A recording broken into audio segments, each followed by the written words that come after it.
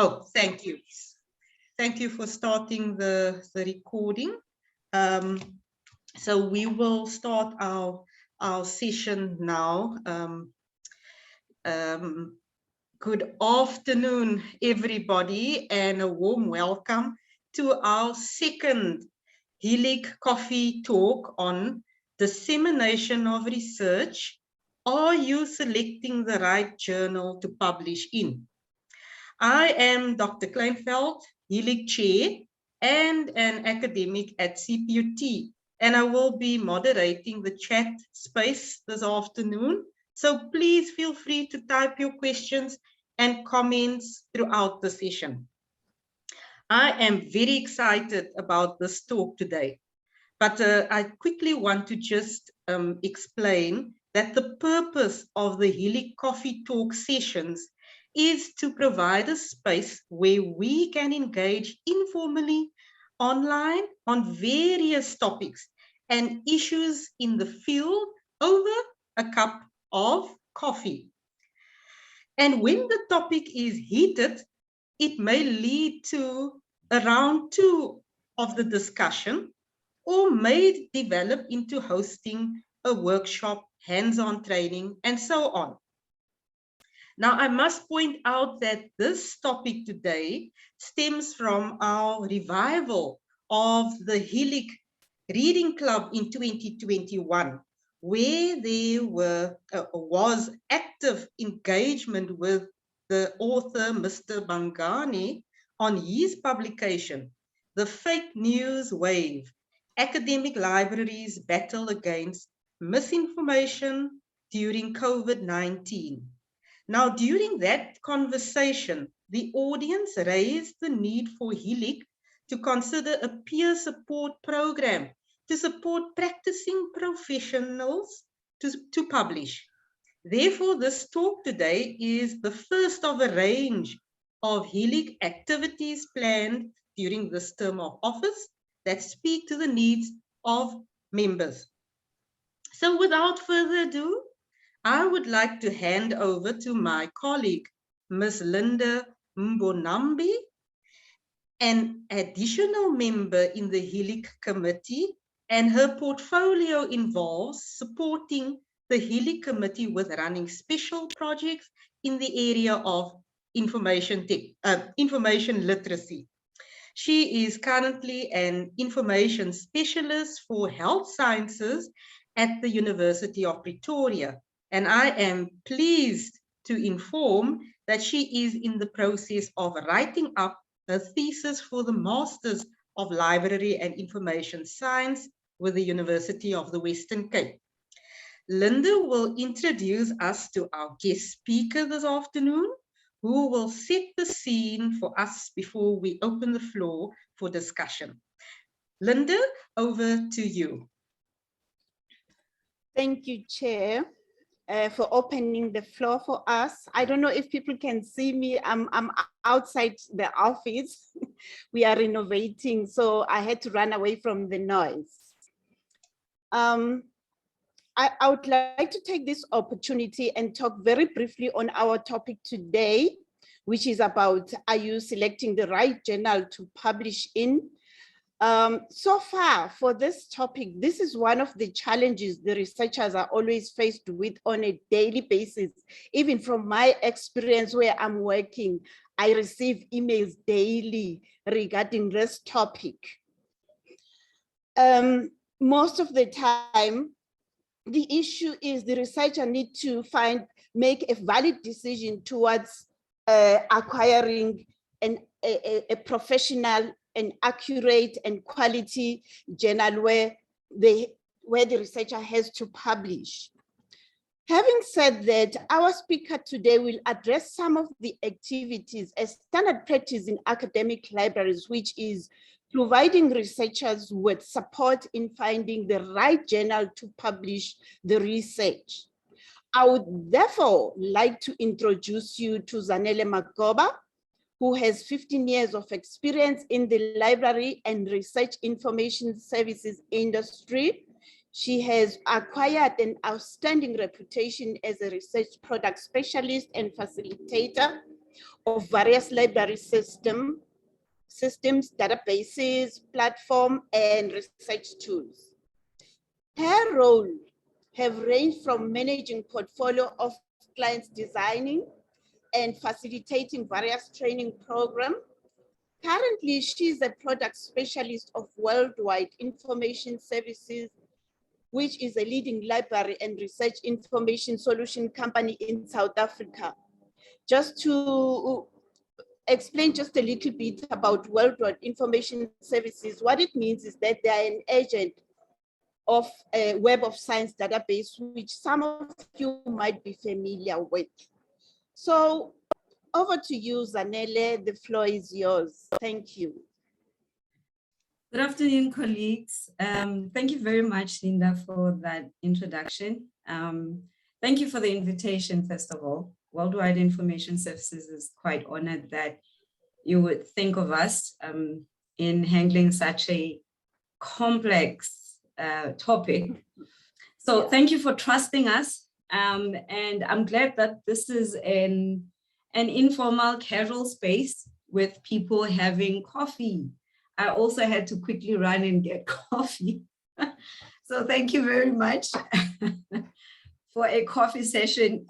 It is very rare that we're invited as service providers to sessions that are chilled, for lack of a better word, and we can have a frank conversation. So thank you very much for this invitation. And I'm glad that somebody else will be monitoring the chat. So let me just jump into the discussion, and I know that we are pressed for time. I'm going to try and keep it within 20 minutes. That was my goal, so that we then have a little bit of more conversations other than a one-sided story. So I'm going to start sharing my presentation. So I'm going to try and make this as lively as possible, or live as possible. So it's not going to be just based on a presentation. So there are certain aspects that I'm going to show live. There are certain aspects that I'm going to show, certain documents that I've attached to my presentation. So I was just trying to add a little bit of color, and I know we are presentation fatigued, most of us, and we are webinar fatigued as well. So we have to be a little bit creative in making these webinars in the web space and the virtual space in general to be a little bit more interactive. So the topic is, how do you select a journal? Or as a librarian, your context will probably be, how do you assist your end users and professors and different levels of end users to be able to select the correct journal for whatever topic they're writing in. And most of you, though some might be students themselves, but most of you will be coming into this space more as advisors, as somebody who is trusted to give guidance, because you are information specialists after all.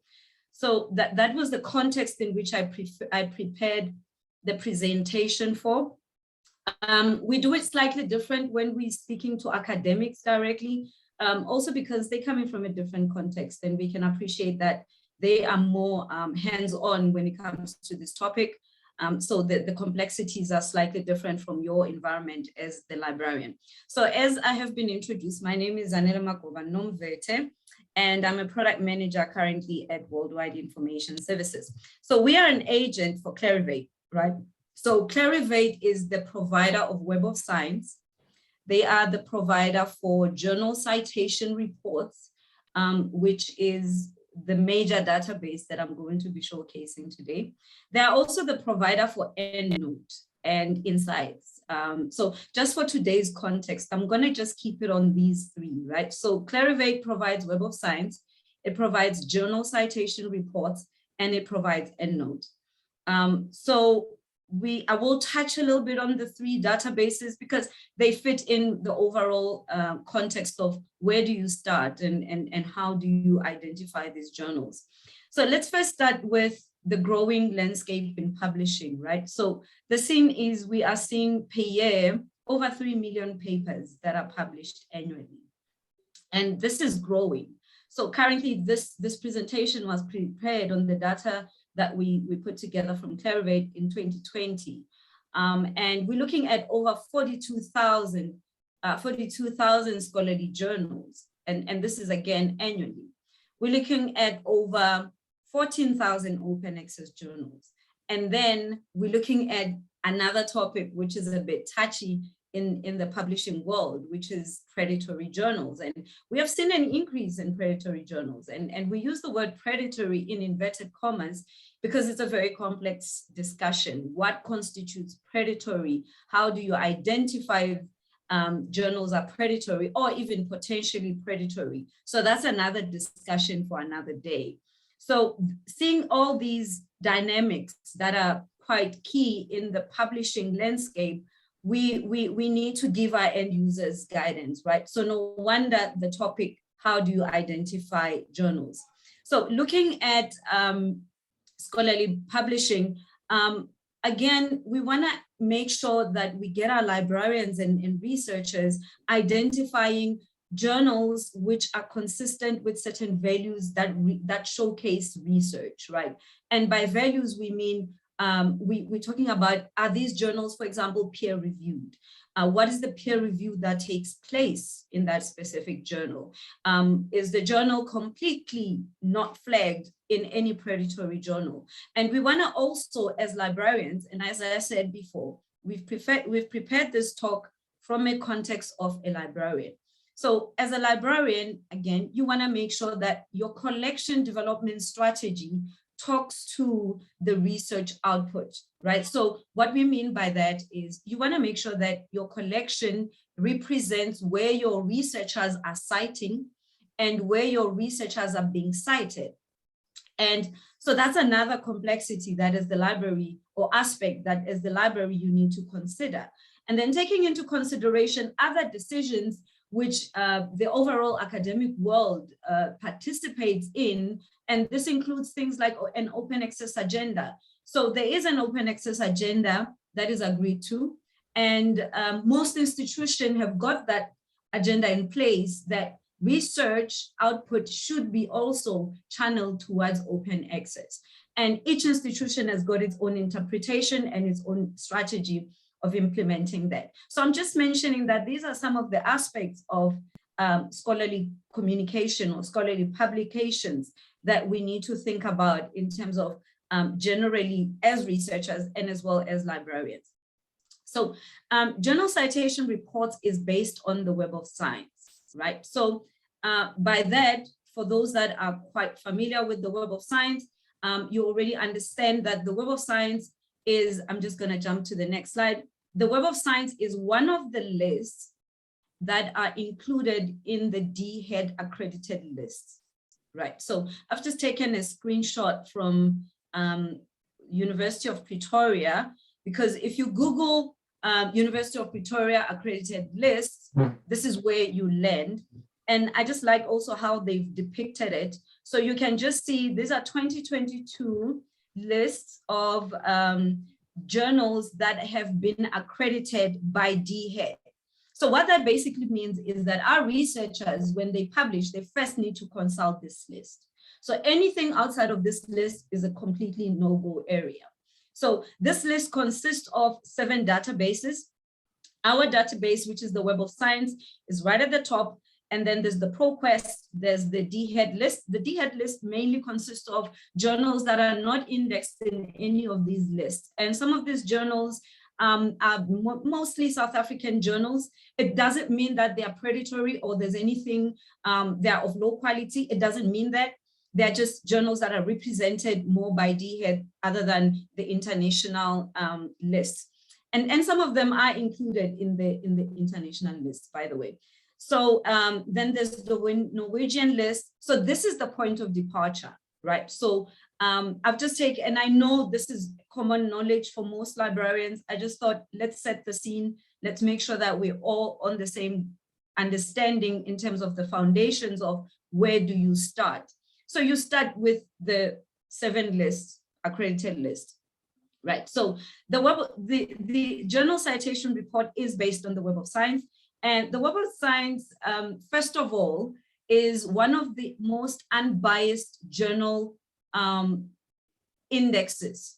And what we mean by journal indexes is because the Web of Science is not a publisher. We do not publish anything. We do not publish journals ourselves. Therefore, our selection of journals that are indexed in our database is completely unbiased. And because we are publisher neutral also, if we index a journal and it so happened that that journal within the evaluation period does not continue to maintain its standards that fit within our criteria, we will actually de-index the journal. And that's how we are quite rigorous in terms of maintaining our standards. We are quite rigorous and quite deliberate in terms of what qualifies to be indexed in the Web of Science core collection. So we can have a different conversation about what is included in the core collection, but I just thought let's first understand what we mean by the Web of Science JCR. So Journal Citation Reports is based on the Web of Science. Now, the emphasis here is quality over quantity again. So the Web of Science prides itself in being able to identify quality output. And by quality output, we don't just mean that a particular article is cited by many like-minded or many researchers, but we also look at the impact of that particular research within its field, right? And then we also look at the journal transparency in terms of, are we clear about how they select articles? Are we clear about the role in the network of scholarly communication, which that particular journal takes part in, right? That role needs to be very clear for us. And then we also are quite particular in terms of multiple ways of viewing journals and being able to index journals that are influential and being able to view the impact or calculate impact on the basis of correct matrix. And by matrix, we're not including out matrix. At the moment, Clarivate values still the bibliometrics. And for those that don't understand what I mean by that, is alt matrix basically looks at alternative measurements, like if that particular paper was mentioned in Twitter, is it trending on Google? So we don't necessarily consider that metric yet. We're still looking at the bibliometrics, where we look at the core analysis of the bibliographical information, and meaning things like DOI. We're still referring to article journals, article level scholarly measurements in its pure sense. So that is the criteria in which journals find themselves indexed in the Web of Science. Now let's look at what is actually now included in the Web of Science in Journal Citation Report. So we're not only evaluating journals that are typically hardcore sciences, right? So by hardcore sciences is journals that would receive more citation naturally. And you will see when I actually talk a little bit about how we calculate journal citation impact in general. So we've now included arts and humanities, and we've also included emerging sources citation index. And emerging sources citation index, these are journals that are typically just younger than 5 years or even younger than 2 years, depending on the topic, right? And the matrix that we've used here is matrix that are applied across disciplines, first of all. And the intention there, ladies and gents, is we want to make sure that when it comes to journal calculation and journal matrix, that we are comparing apples with apples, right? And that's a very important conversation to have when we look at impact factor. What does impact factor mean? What does a high impact factor mean in one category and in another? So we want to make sure that your journal calculation impact factor is based on the context, or rather even you're comparing journals that are within the same category, right? So, and we've also enhanced the platform to make sure that it is much more intuitive and you are able to interact a little bit more on the platform and without being a heavy user, if we may call it such. So how do we measure journal impact factor? So journal impact factor is measured over journals that have been produced in 2 years. So if we look at journal impact factor in 2020, we are measuring journals that have been written or have been indexed in that particular category in the past 2 years. So work released in 2018 and 2019 will only be evaluated in 2020. The calculation is the number of articles produced by those journals, by the journals in the 2-year period, divided by the total number of citations per item. So if a journal produced 23 items or 23 articles, whether those articles be review papers or articles themselves, so we take those number of articles divided by the number of times in which those articles have been cited or have been quoted for much more simpler terms. So that is how a journal impact factor is calculated. And this also includes science citation and social science citation databases. And it's important to mention the collections we are evaluating, because the way we measure science is not the same across disciplines. And therefore, the way we measure impact is not the same across disciplines as well. So that's something that I really want us to always keep in mind. So how we measure sciences is we look at articles and review papers. And this is essentially where we're looking at the social sciences citation index. We're looking at arts and humanities. We look at an emerging sources. And then we also take into consideration book chapters, conference proceedings, etc. So within the new journal citation report, because we know we are evaluating two things. We're evaluating the articles and review papers, and we're evaluating related documents, right? Which is conference, books, etc. So we have now introduced a matrix called the normalized matrix. By normalization is basically when you take things that are not exactly the same and try and draw a common denominator so that you can calculate them, or so that you can apply the same calculation. So when we normalize, the intention is to arrive at what we call normalized citation impact. So if you forget everything I say today, not that you will, you try and remember normalized citation impact. So if somebody tells you impact or citation, your first question is it normalized? And by normalized, we mean, have we taken social sciences? Have we taken sciences? Have we taken arts and humanities and put them in one basket and arrive at an average so that we can measure them correctly? And why we need to do that, ladies and gents, and in your experience as information specialists, you will know this for a fact. There is more research in science than there is in arts. Right? So there's more articles that are produced annually or that are written annually on hardcore sciences than you would find, for example, you would find more articles on nanoparticles, on COVID-19, on hardcore sciences compared to articles about Mozart or music or art. So because of that, in order for us to arrive at what's impactful, we need to then normalize the arts and sciences together with the arts and humanities together with the social sciences so that we can put them in one basket. And by normalizes, we're putting them in averages so that we can calculate a group aggregate.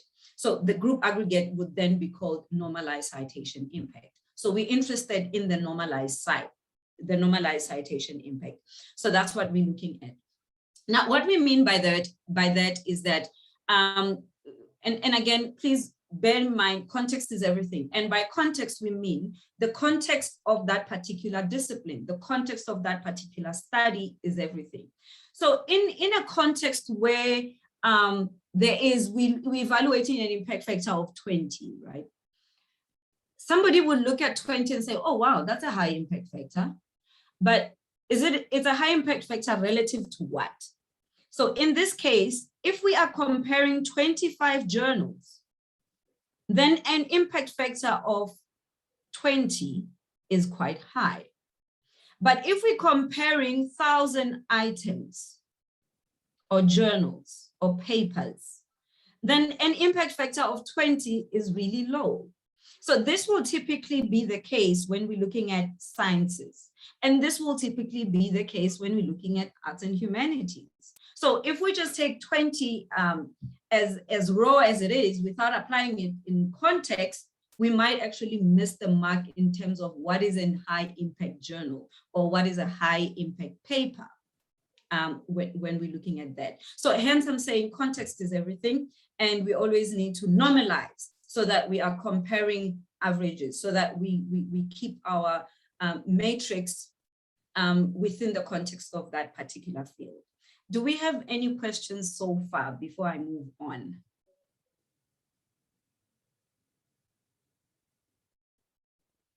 Okay, no questions. Sorry, I was speaking and I realized I'm muted. No questions at the moment.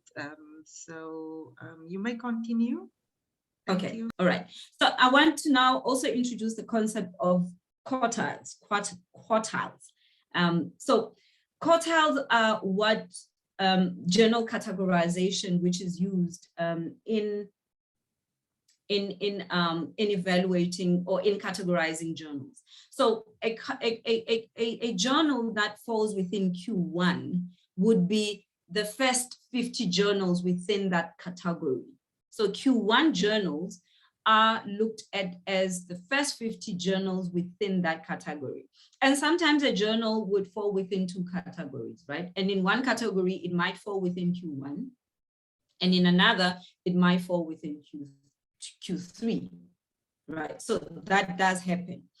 So what we're looking at in a specific category is Q1 is the first 50, meaning the top 50 journals. And then Q2 is the top 100 journals. And then top 3, 150, and top 4, Q4 is top 4, right? So this is the category 1. And if you look at the category 1, the gaps, it includes quite a number of journals. And then in category B of journals, we have tried to sort of reduce the categories a little bit. So Q1 in category B will still be a high impact journal because we're comparing small journals, right? Or a small number of journals. And then Q2 also, it is similar in that nature. So these are the quartiles. So how usually users interact with quartiles is that there would be in, I'll come back to my presentation. As I said, I will jump around a little bit. So there will be in a database like the Web of Science, and they have conducted a search. Let's just say nanoparticles. And when they conduct a search, they will get a article of their choice. And then as they're evaluating the article, okay, they look through the article, they then find journal information, right? So when they find journal information, the Web of Science will also indicate if that journal is a Q1 or a Q2 journal, etc. So this one is in research area material science, and then you could do a further search to identify more journals. So I'm gonna go back to my search results and actually find a good record that has a journal quartile. So what we find here is, so the journals would be in this category. And then when I click on Journal Citation Report, then I would be taken through the database, which will then showcase more information about that journal, including quartiles, right? So I would get more information on it. And then I'm just waiting for my screen to load. So I will then get quartiles, right? So quartiles, then I'll see that, okay, so this journal falls within Q3. And why it is, we are comparing 26 in 2020, we're comparing 28 journals and it's number 3. And the impact factor quartile or percentile is 37%, right? So again, this is not normalized. This is just comparing it within its category. So those are the kind of links or the kind of information that the end users find. So the impact factor then becomes 2.59. And that now takes me to the conversation about impact factor. So when we're looking at impact factor, and when we consider the topic of impact factor, we are talking about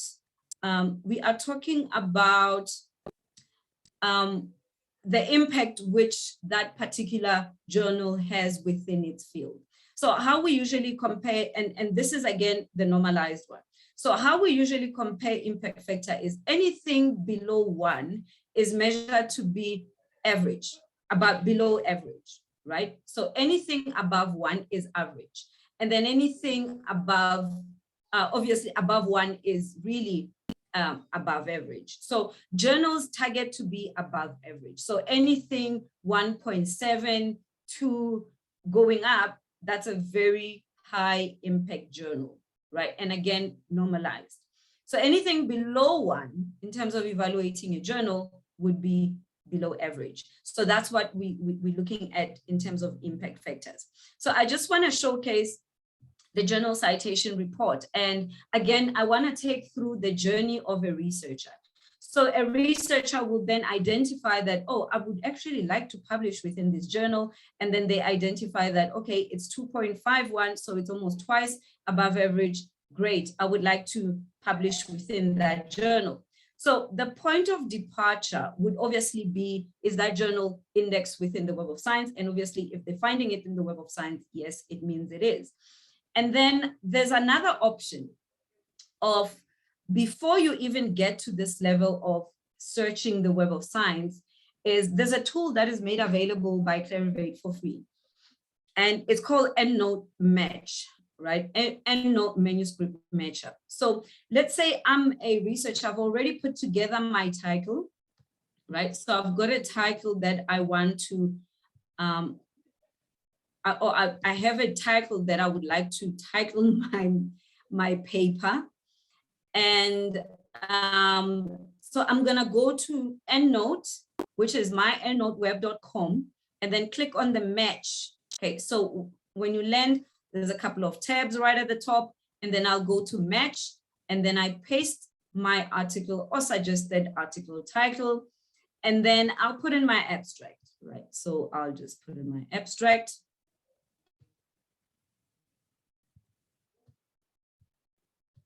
Let me just select my abstract. And then, and this is by far the easiest way of identifying journals, by the way. All right, so I will then go to find. I'll just click find. So what this tool does is it will give you the top 8 journals or top 10 journals that are indexed in the Web of Science, which you could publish your article in.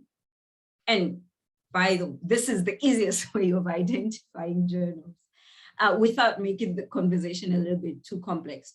And it is available for free on the endnote.web, my endnote.web. So what researchers could do is I would then come here, and obviously the journals will be ranked according to the most impactful being at the top. And the most impactful one would be obviously the one that has an impact factor of 9. So this one is an impact factor of 9, and this impact factor is evaluated over 5 years. And there's 2 journals, or there's 2 categories in which this journal is indexed in. It's indexed in the engineering, environmental, and environmental sciences. Now, in this category, this journal is number 7 out of 57. And in the second category is 20 out of 274. And that's why in both categories, it falls within Q1, right? And that's where the quartiles come in. So the impact factor over 5 years, which is also an important aspect to look at, because you wanna publish in a journal that has been consistent, right? So this is the journal that was suggested.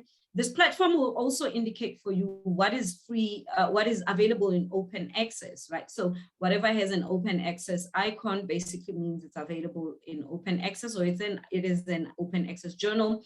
And again, the matrix or the evaluation of that journal category will be highlighted for you. So that's the easiest way and the first way of identifying journals. You go to EndNote and then you type in your suggested title, as well as your manuscript.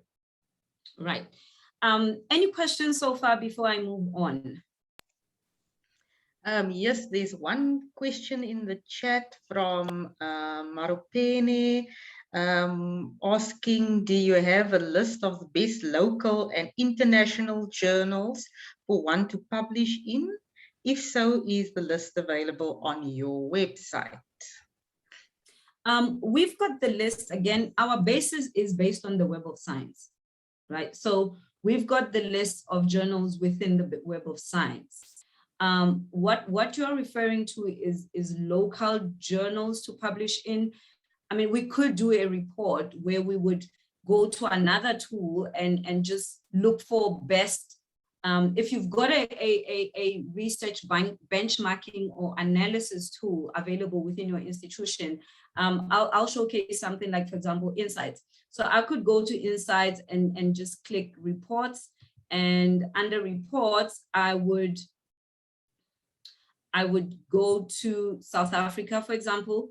Let me just go to analyze and say locations, and I would type locations if you've got Insights, by the way. And I would then type in South Africa, and within South Africa, I will see all the different documents in the Web of Science. And what I could do is delve into the documents, and then I'll see the journals or the articles, right? And then the journals. And then this will be according to, I could organize this according to the most impactful by viewing the general output and viewing the most impactful journals. So how I would do that is just go to visualize, and I would just look at, I'm not looking for time cited, I'm looking for impact.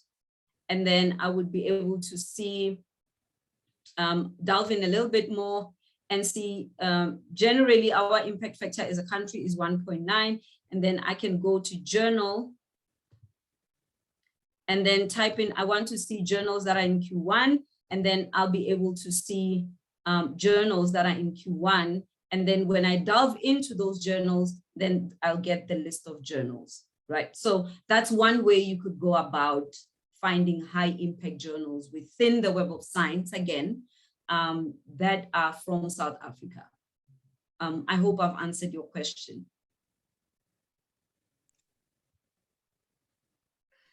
At this stage, I don't see any follow-up questions, and I think it is in order. But Marupene, if you have any follow-up, you are welcome to raise your hand and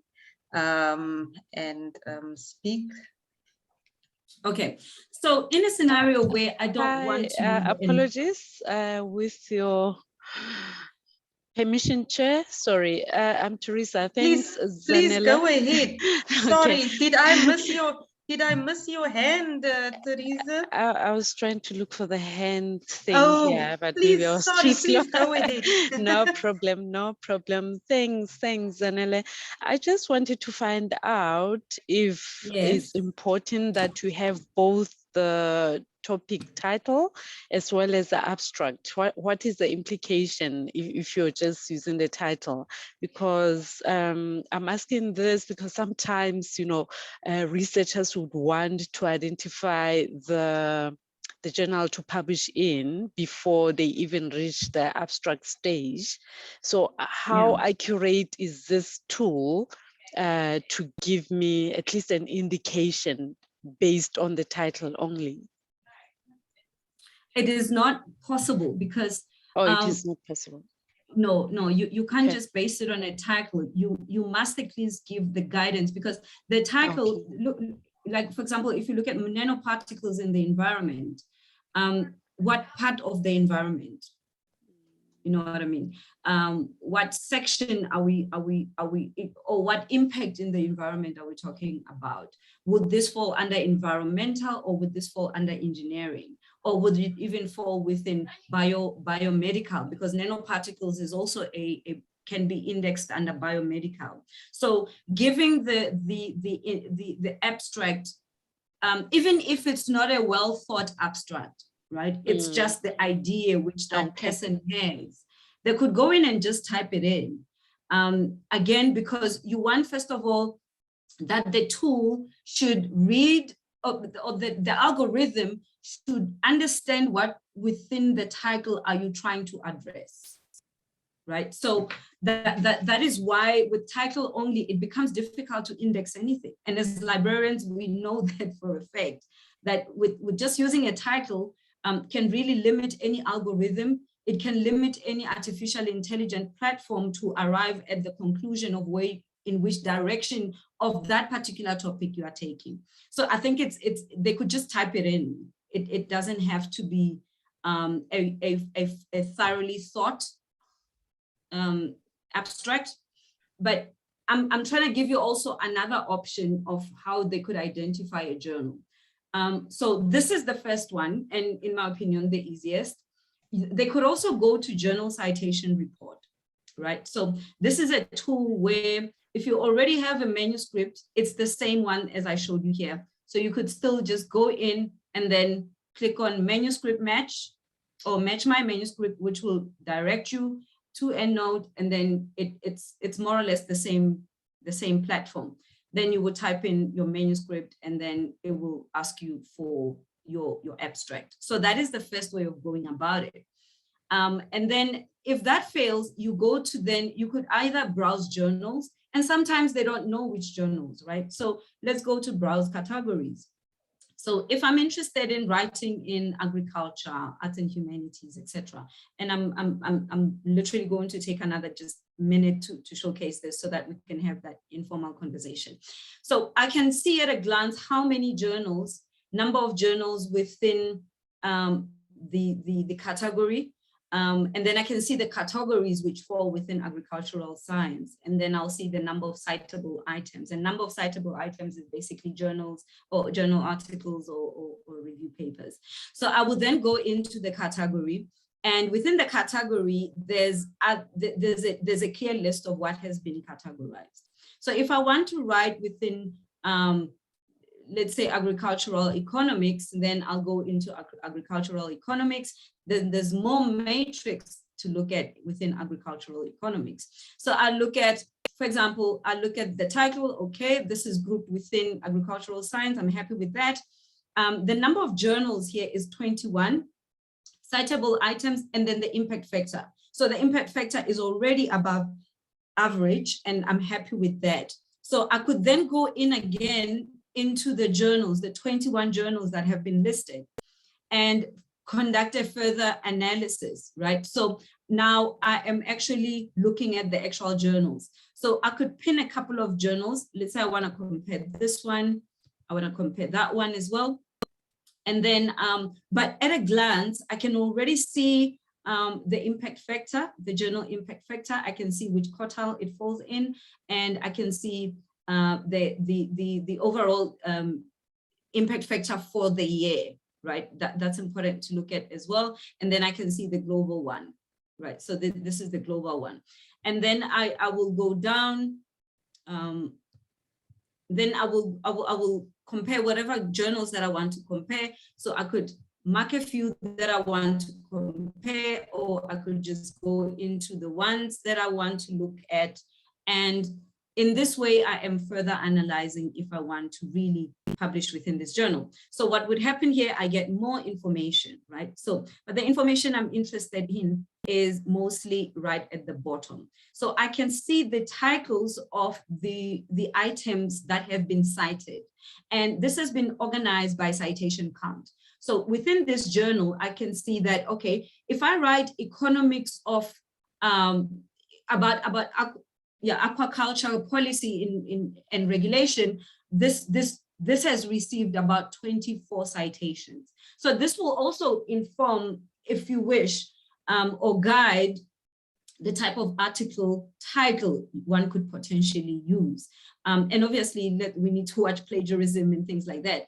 And then I could just look at the impact factors, right, over the years based on the number of journals that have been produced. So this is the journal impact factor. This is in environmental science. This is in agricultural science and policies. So then I would really want to go into a categorization that will expose my article to be cited the most. So if I want to write about agricultural economics, I obviously want to go to a journal that emphasizes agriculture, even though I'm talking about economics, other than emphasizing economic studies. And by that informs the direction I need to take in terms of journal selection, right? So then I would look at the various categories. And then looking at this specific journal that I went into, it has an impact factor of 1.62. And that basically means it's quite high in its category again. And so I could do further analysis by looking at what gets cited the most, right? So in this situation, we're looking at review papers, we're looking at articles, citation as well. And then we're looking at other linked reviews as well, or other documents. And other documents could be a book, a review as well, in fact. And then we could look at the citation in open access items.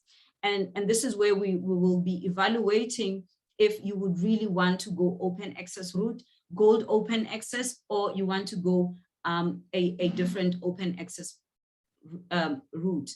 And then this specific journal falls within the first quartile. And then going further, you can look at this specific journal also falls in number 6 of 35 journals. And then in the category economics, it falls number 59 within 557 journals. It's still the same quartile. It's just that the agricultural and economics is much more subject focused. And that would be the ideal in which you would want to publish in if you want to write in that journal. Now, again, we also give you the citation network. Citation network is important because you want to obviously make sure that you get much more, you get citations, you expose your article. And then you can analyze your citation network a little bit further. And then just to save time, there's more matrix and more information that you could go into in Journal Citation Report in terms of evaluating journals that you could publish in. And that is my story, ladies and gentlemen. Do we have questions, comments, or Chair, I'll hand over back to you. Thank you very much, Zanele, for presenting such important information this afternoon about how we go about selecting or identifying journal titles to publish in, because it's always a daunting task, but I've learned quite a few things this afternoon, and I was just wondering, I'm not sure if I missed it, but the tools that you demonstrated this afternoon, are these all open source, or only some of them, and that universities would need to subscribe to Web of Science?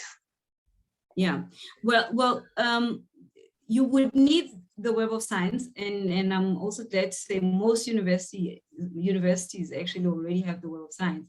The other tool that I've showcased was Insights, which basically gives you the benchmarking and analysis tool, where as a librarian, you could go in and see where are your researchers being cited the most, and what journals or which journals are citing, or your researchers are citing the most, and that sort of informs your acquisition strategy.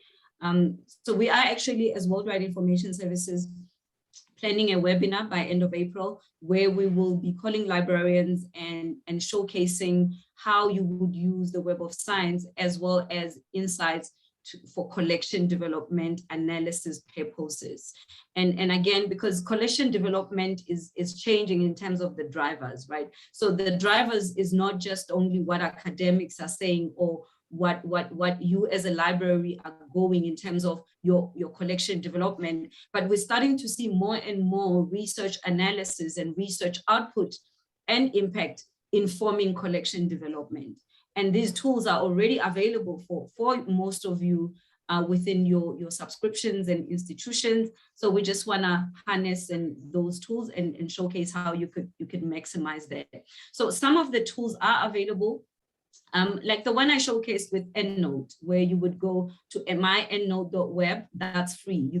Anybody can just go to myendnote.web and then register an account, and then go to the match feature, click on match, and then type in the abstract or type in the suggested title and suggested abstract. JCR is subscription-based and Insights is subscription-based. Okay, thank you. I'm glad to hear that the EndNote option is free for those institutions that do not subscribe to Web of Science at the moment, that at least there's still an option. And in fact, let me just clarify. Those that subscribe to Web of Science do have an online version of EndNote already. It comes packaged together. But the EndNote part is free. The EndNote part, that's independent of the Web of Science. So the EndNote part is completely free. So my EndNote.web is free despite your subscription to Web of Science or not. Okay, thank you so much. We're almost out of time. But if there are anybody that would like to speak and make a comment or have questions, we still have about 2 minutes to do so. I see Marupene posted another question about the president during SONA was advising us to buy local. Can we advise new publishers to target local journals before they go international? What are the pros and cons? Please come again. So this is the question by Marupene. Marupene, would you like to elaborate? Please unmute your microphone regarding your question. Thank you, Chair. Maybe this is a topic for another time. Yeah, we're just saying, would we advise people who want to publish their journal articles today to say, please start on the local journals. Look for local journals where you can publish in first before you go for international journals. But I think this may be a topic for discussion for another time. Thank you, Chair. Yeah, You're welcome. Marupeng, it could be a discussion for another time. But then again, I think we need to also look at what is that researcher trying to achieve, right? And researchers, generally speaking, they are trying to achieve a high impact factor. They are trying to expose their work to be cited the most.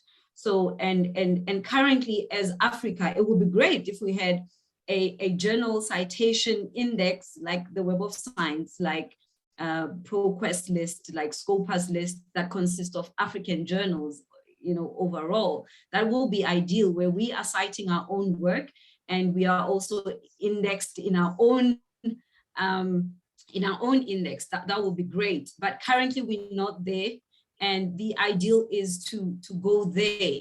And I see where you're coming from with that thinking. And yeah, it is something that as Africa, that it's a conversation. Absolutely, and I'm already thinking definitely we need to have a round 2 discussion on this topic, because there are so many other aspects that we have not covered today, where we need to engage in terms of starting out emerging researchers. And not always striving or wanting to then select upfront the highest impact factor journal. As we know, there are underlying issues regarding high impact factor journals as well, and in terms of rejection of manuscripts and all of that. So that definitely is what we need to discuss at another time, because that is a hot topic with regards to the issues regarding journal selections, high impact factor journals, the pressure among academics and researchers needing and wanting to obviously publish in high impact factors, however getting in and getting accepted, getting your manuscript accepted in those high impact factor journals are also another issue definitely to discuss further at another time. But on that note, I would like to take this opportunity to thank Zanele, our guest speaker this afternoon, for such an insightful presentation. I'm sure we all learned a lot this afternoon. I think it is definitely exciting times for all of us as practicing professions, as academics, because it's always good to learn something new and take something from these sessions. And I like particularly the end note part where, and also the fact that it doesn't only allow the title, that you actually need to insert an abstract, because that speaks to what we've been preaching for years as practicing librarians, that titles are deceiving, and when you are selecting a source, especially a journal article, that one don't just depend on the title, but first make an informed decision by reading the abstract. So I am quite happy about that, and also happy to be using that in future with my future publications, and also for my students to use as a tool to identify what is out there. So thank you very much, Zanele, for your time this afternoon to provide us with quite a lot of great, interesting ways of identifying appropriate journals to publish in. And then also to the committee members for arranging the session this afternoon. Thank you very much to you. Much appreciated. To our technical team behind the scenes, Kagiso, Anna-Marie from National Office.